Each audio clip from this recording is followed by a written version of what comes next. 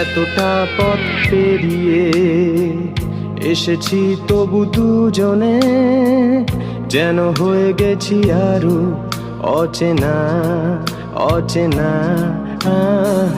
স্বপ্নেরা তবু খুঁজে যায় জীবনের শেষ সীমানায়, আছে কি রাখা বাঁচার ঠিকানা ঠিকানা। আরো একবার চলো ফিরে যাই, পাহাড়ের ওই বুকেতে দাঁড়াই, আকাশের হাত চানিতে সাড়া দিই, কি হবে না ভেবে।